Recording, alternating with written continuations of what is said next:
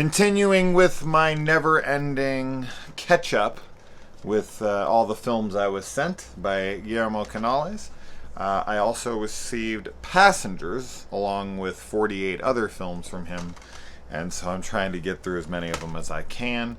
I picked this one because it has Anne Hathaway, who is gorgeous and a very good actress, and it has Patrick Wilson as well. Also in the film is Diane West, Clea Duvall, David Morse, and Andre Brar. I don't know, the dude from The Mist, the neighbor that he wants to sue and is like pissed off at his chainsaw and is having a big fight with him in the star. That might be his name. I'm reading it here thinking maybe that's his name. Doesn't matter. I like that actor. Anyway, this right here, the cover of this movie is bullshit. Okay? What I mean by bullshit though is not that it doesn't happen, but that this is a pretty big spoiler for the fucking film. Let's just get that out of the way. What the film is about is Patrick Wilson is a survivor of a plane crash along with a few other passengers.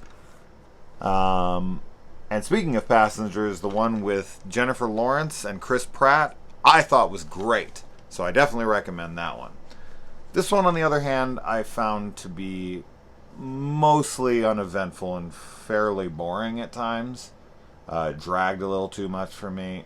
Although the ending, I felt like, was pretty... how... I don't want to use the word beautiful, but one step down from that. Like, it kind of landed for me a little bit, but I just felt like getting there was a little too sluggish. But yes, Patrick Wilson is a survivor of a plane crash along with Clea Duvall and a bunch of other people.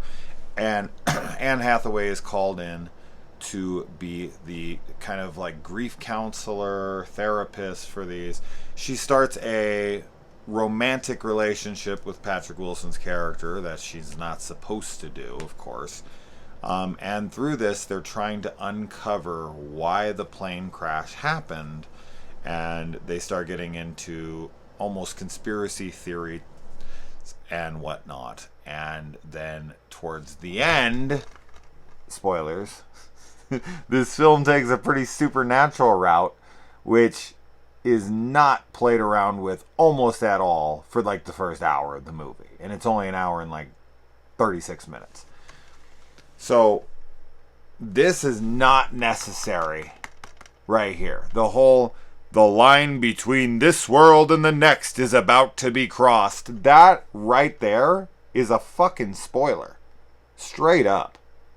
So that actually annoyed me because I went into this expecting it to be really heavily about this kind of stuff. Like, you know, did we die in the plane crash? Or are there people, you know, coming, or, you know, did we cross to the other side? Or, you know, are there people haunting us after whatever? I didn't know what the fucking film was about. But when I looked at the cover, I was like, oh, it's, you know, it's a ghost movie. So I had these kinds of expectations. And then when the movie started with this plane crash, I was like, oh, so I guess they all died. And then we're just going to kind of play with that throughout the movie. And then once, like, it was almost an hour in, I was like, is this ever going to get supernatural? Like, what the fuck is happening here? And then it kind of hit, and I was like, this is really late into the movie, and it's kind of a twist. What the fuck? But they wanted to sell their movie? You didn't think Anne Hathaway and Patrick Wilson had big enough names to sell your film? I mean, I guess not, since I've never heard a single person speak of it. But as I said, overall, I just found the film to be boring. The relationship between Anne Hathaway and Patrick Wilson I thought was pretty good. It's not developed enough, but they're both charismatic enough, especially Patrick Wilson. I think he's very charismatic in this, and his flirtation with her is quite good. The film actually does come together well. Like, it wraps up everything that it sets out and, you know, or sets up, should I say.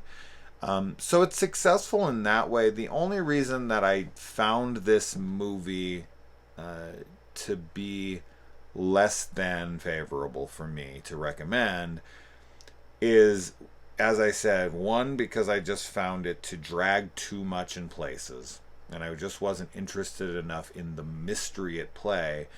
And some of that I have to blame on the fact that the film led me down this idea that we were going supernatural, which just doesn't happen soon enough into the film for me to stay intrigued. So I'm sitting there waiting. Now, I don't feel like that hindered the film too much, because I feel like I still would have found this film to be a little too slow. But the film does land what it's going for in the end, and as I said, it's something kind of beautiful in a way. But it's not a horror movie, that's for damn sure, and it's barely a thriller.